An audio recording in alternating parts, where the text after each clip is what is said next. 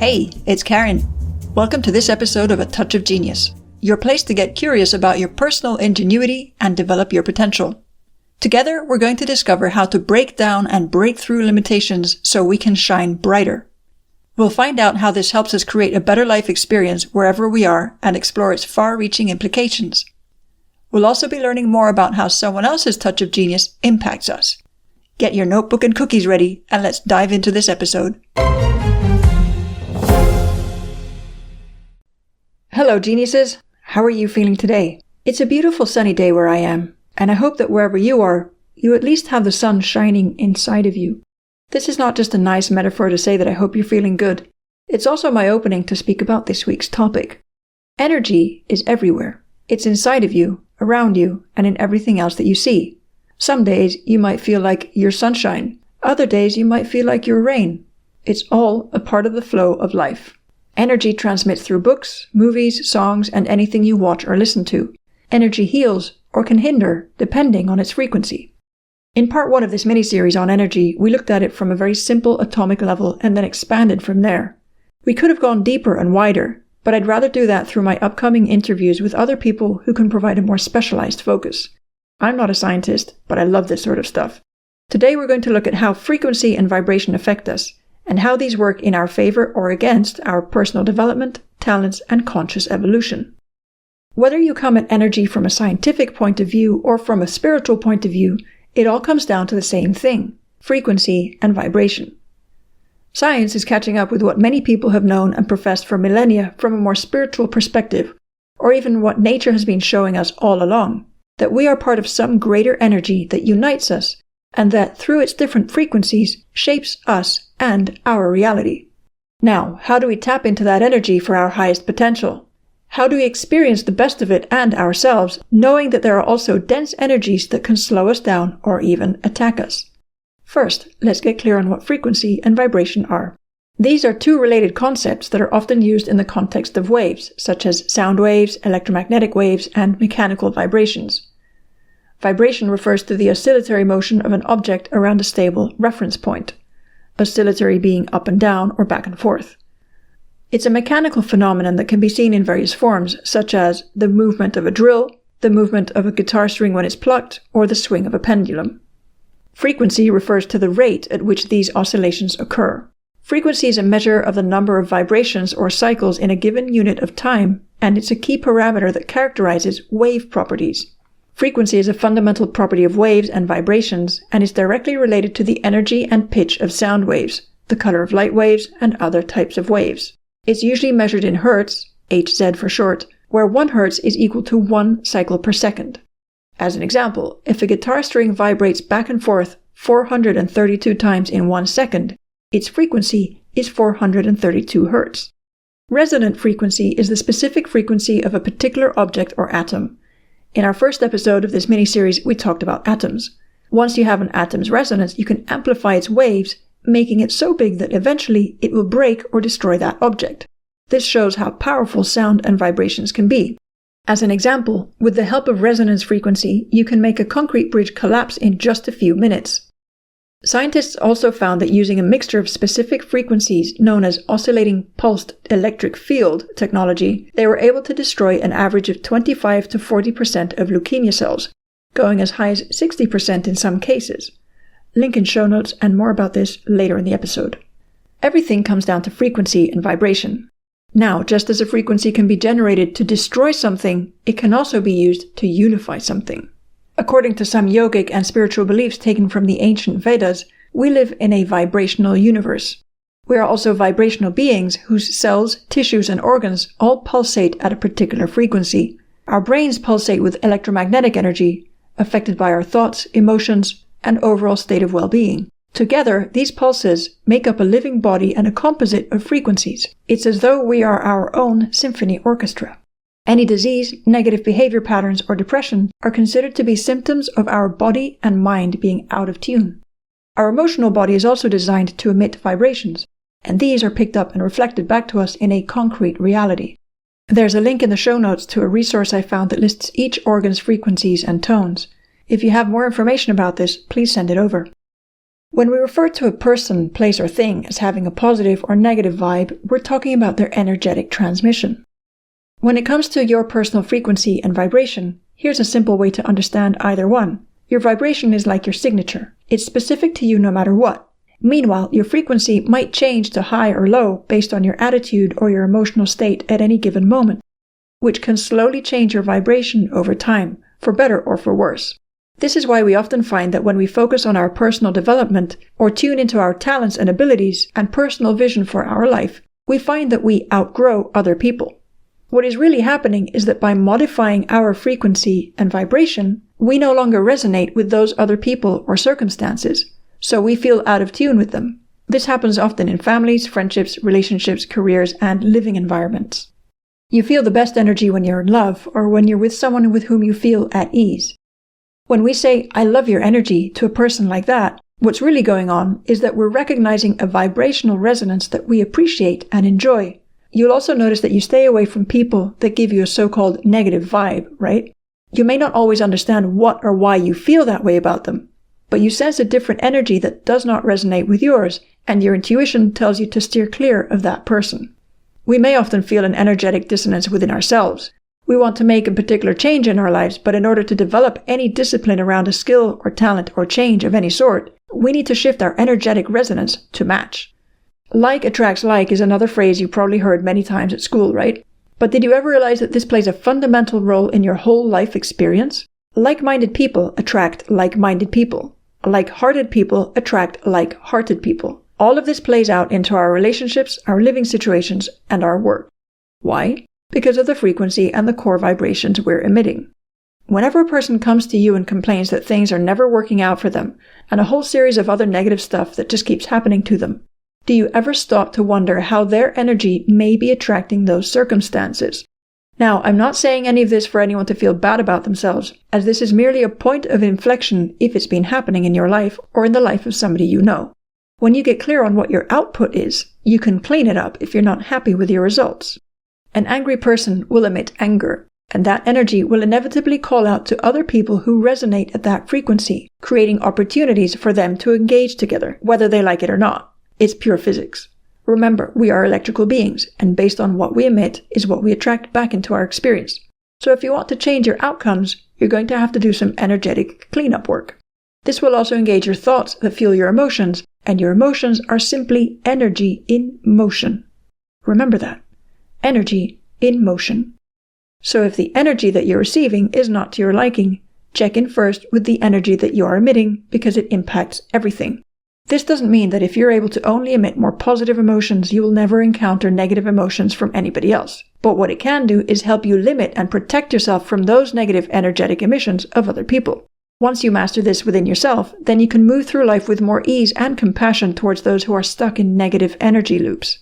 And yes, you have a right to let off steam whenever you need to, because we need to honor any emotions that arise within us. We just need to do it in ways that do not harm others. And we need to not get stuck in those dense energies. You want to talk about cleaning up our environment? The first thing we really need to do is clean up our personal energy. If we're scattered with our energy, then we're scattered in our lives. This will impact our relationships, health, and work. If we're disciplined with our energy, then we're disciplined in our lives. This will impact our relationships, health, and work. You choose. Now, there are many ways that we can modify our external environment to help us shift to a higher and healthier frequency and vibration.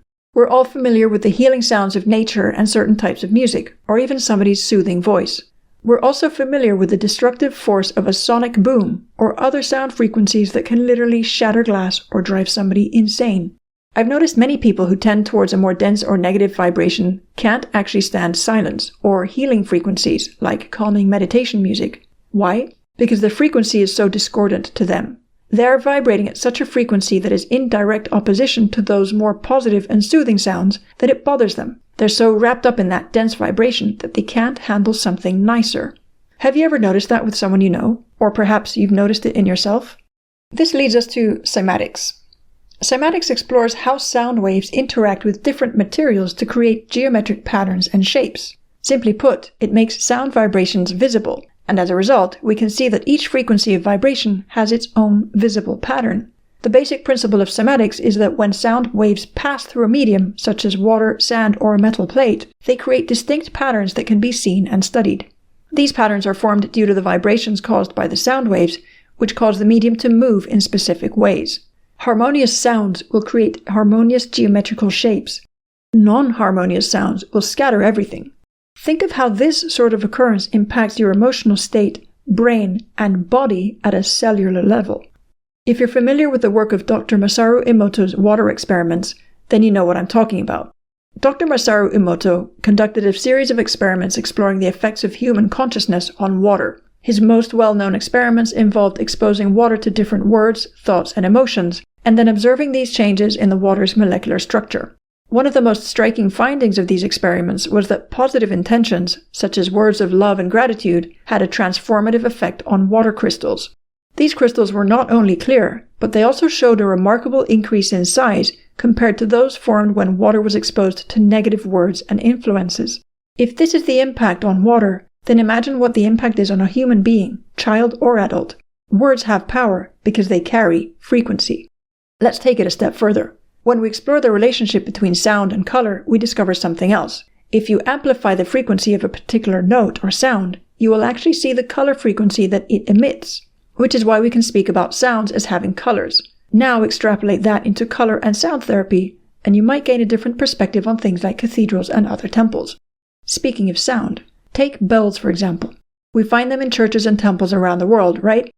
We've been told these bells were used to call people in for mass or to announce certain events. But what if they were used for something else, like healing? Take, for example, the Great Bell of Damazetti, which is the largest bell to have existed in recorded history, weighing in at a simple 300 tons. It was cast in 1484 by King Damazetti of Mon and was located at the Shwedagon Pagoda in Rangoon, Burma, which is now Yangon, Myanmar. The bell was said to be roughly 6 meters high by 4 meters wide, or 20 feet by 13 feet.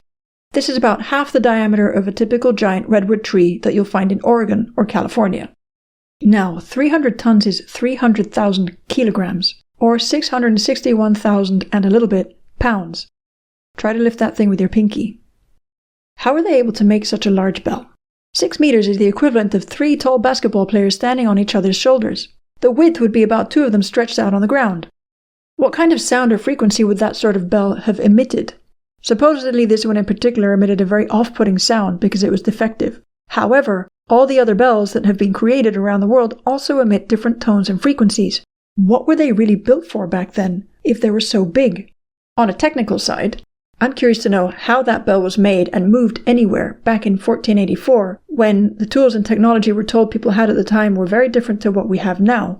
Was there perhaps something else being used that we didn't know about, that could have had a relationship with the use of frequencies and vibration to shape things, as I mentioned before? The Great Bell of Damazetti remained at the Shwedagon Pagoda as the heaviest functioning bell in the world until 1608, when it was removed by a Portuguese warlord and mercenary who attempted to have it carried down the Yangon River in a specially crafted raft. However, this sank where the Yangon and Bago rivers meet. The Damazetti bell remains buried there to this day, beneath approximately 8 meters or 26 feet of sediment. Various attempts have been made to recover the bell, without success. Enough about bells though. Let's talk about how sound vibrations can impact our brain, and how this can impact our personal performance in life, love, and everything else. Our brain produces constant bursts of electrical activity. That's why even when we're sleeping, our brain is still functioning, because our synapses are controlling core bodily functions as well as processing our thoughts and feelings. These electrical pulses are what's known as brainwave activity. Our brain produces 5 different kinds of brainwaves, and each one operates at a different frequency. The 5 different types, from lowest to highest, are delta, theta, alpha, beta, and gamma. We talked about gamma a little bit in part 1 of this mini-series. Delta waves are at the bottom of the brainwave spectrum. They are essential to put the body in a vital state before a period of deep, restorative sleep. Delta waves range between 0.5 and 3 Hz, approximately. Theta waves are next on the brainwave spectrum, between delta waves and alpha waves. Theta brainwaves occur when you're sleeping or in a dreaming state known as lucid dreaming. They don't happen during the deepest phases of sleep, though. Theta waves may occur when you're drifting off to sleep or just before you wake up. Theta state is crucial for processing information and making memories. Theta waves range approximately between 4 and 8 Hz. Alpha waves sit in the middle of the brainwave spectrum. Alpha waves represent the state of mind when the body and mind are both in a relaxed state. For example, when you get up in the morning or just before you go to sleep. These waves indicate that you're in a state of wakeful rest or in a meditative state. You can increase the production of alpha waves when you stop focusing on concentrating something and simply relax. Alpha waves range between 8 and 12 Hz. Beta waves sit just underneath gamma waves on the spectrum. Beta waves are in action when you're awake, alert, or engaged. You can have faster or higher beta waves, which usually occur when you're involved in very complex thought processes. Beta waves range between 12 and 25 Hz. And finally, gamma waves are the fastest of all brain waves. Our brain produces the gamma waves when we're intensely focused on something, fully engaged in solving a problem, or when we're generating enough momentum around a single thought. Gamma waves range between 25 and 140 Hz, although possibly higher as well. Each frequency needs to be respected and supported so that our bodies can have their optimal rest when they need it, and our brains can function at their best when needed too. Music is either one of our best allies or one of our greatest enemies in this regard, because of the different frequencies and sounds we can experience. Different sorts of music have been documented to generate different types of emotional states, ranging from love to anger and everything in between. That's actually one of the easiest experiments you can do on yourself. The deeper you go into the subject of sound therapy, the more you'll see the connection with how the sound frequencies aid or interrupt our brainwaves at different times, generating different reactions from us. You will also begin to see patterns in certain genres of music that affect people's emotional states and entire communities, for good or for bad. Neurosound is a form of neurofeedback in which auditory stimuli such as music, positive affirmations, or binaural beats are used to influence brainwave chemistry to a desired effect, hence the power of mantras, for example. All of this can be used to improve our brain health, learning abilities, and enhance cognition, among other things. Tibetan singing bowls are a form of sound therapy that helps us tune into different frequencies for relaxation and healing. Now, let's put some heart into the matter, because we function at our best when mind and heart are in tune with one another. In Paul Pearsall's book, The Heart's Code, Tapping the Wisdom and Power of Our Heart Energy, he talks about our heart's impact on the electromagnetic field. I'll read you an excerpt that really stood out for me. Simple physics tells us that energy and information leave the body and go out into space. It reaches our loved ones and our pets and plants, it extends to the sky, and yes, logically, the electromagnetic fields expand into the vacuum of space at the speed of light, 186,000 miles per second. Though the signal strength will obviously be very tiny, each second after our heart beats, our individual heart's code has expanded and traveled 186,000 miles into space. Like star codes whose energy and information travel through space forever, and we are made of matter, energy, and information derived from ancient stars, so too, logically, does our heart's code, the largest source of biophysical energy in the body, travel through space forever. How about that? Pretty cool, huh? I love this book so much because it helps us understand how our own energy transmits from the heart and out into the world. It even describes stories of people who have had heart transplants and relatives of the person whose heart was transplanted actually sense their loved ones in the other person who received their heart. It may sound a bit freakish, but when you understand how energy works right down to that atomic level we looked at already, it makes sense. I highly recommend you read that book. Link in the show notes. Now, think about your own energetic emission. Think about the collective emission within your family. Think of the emission within your local community. Think of it in other parts of the world where you see people who are happier and where there is constant strife and violence. Now remember how far your heart's pulsations reach. And then you can no longer say that what you feel in your own home does not impact somebody living thousands of miles across the world. That is why I keep reiterating that you have a far greater impact on the world around you than you may consciously be aware of. We're just so conditioned to seeing right in front of our noses that we forget our true impact hundreds or thousands of miles in different directions. We have an emotional responsibility towards ourselves, our loved ones, and people we will never meet simply because of how far our energy reaches. When we talk about sending our love to someone, or to a particular place that needs it, like so many areas of conflict that we know of today, it's not some naive cartoon Care Bear idea. It's actually true. It actually works. It just needs to be believed in more and done more, instead of sending out our anger or rage at other people because of the injustices that they are creating in any given place. Yes, we have a right to feel what we feel, but we also have a responsibility to send out our best energy. If we want to improve the energy of the world, we need to change it in ourselves first. One of the best ways to stabilize our mental and emotional states, which will have some level of impact on our physical body, is through meditation and other mindfulness practices.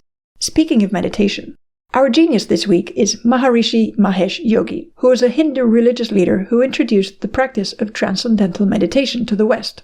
He spoke often of the positive, peaceful global transformations that would naturally result when as little as 1% of the world's population practiced the transcendental meditation technique.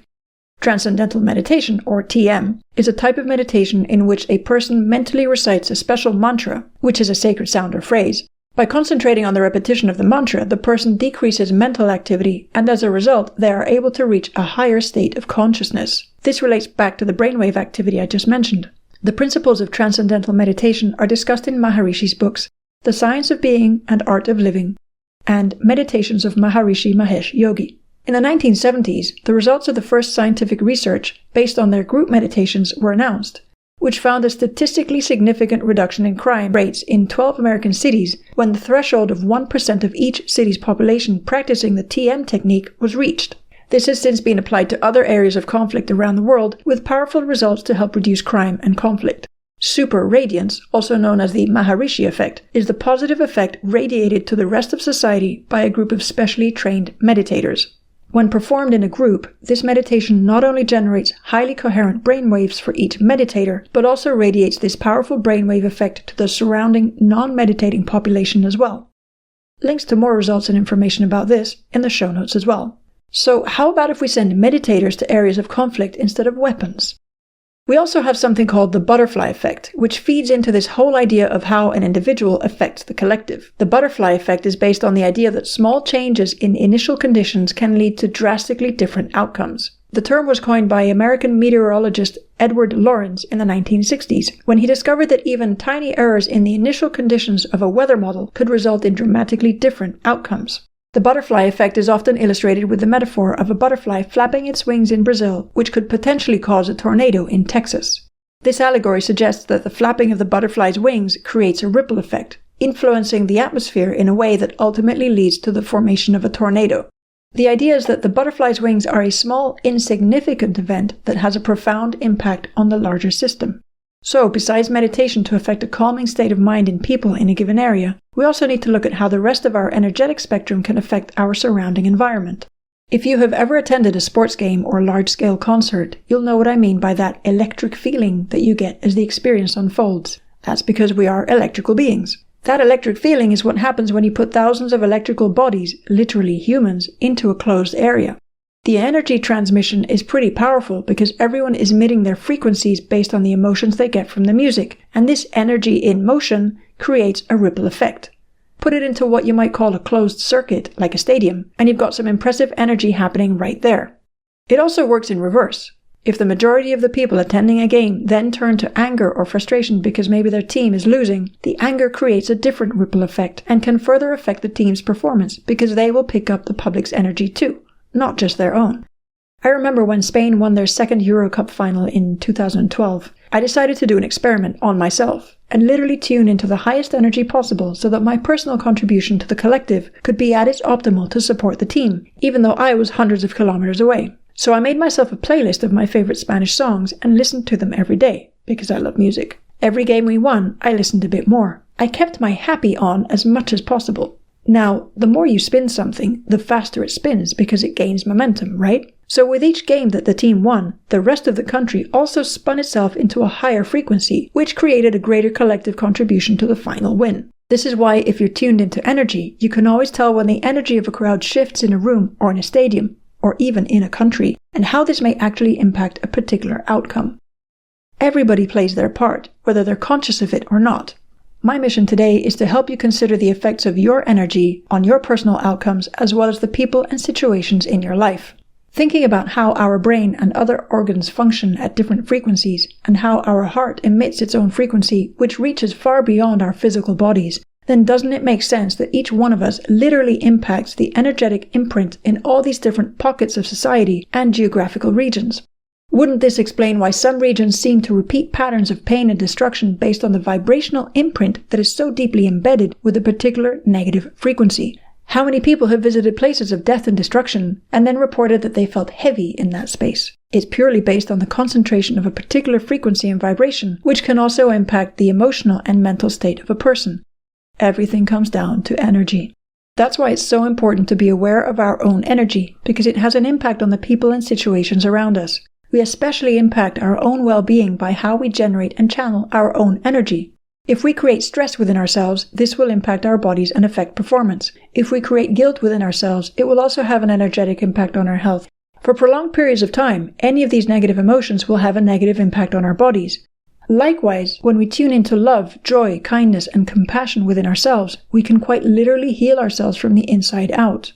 Some things may take longer based on the mental and emotional habits we have built over time, and how certain emotions compound. To undo all of this requires a deep study of the self in order to untie these emotional knots and allow them to unravel any physical ailments that have resulted from them. Yes, some modern technology will help us, but we still always need to get to the root cause, and that's typically mental and emotional, which causes a cellular breakdown of sorts.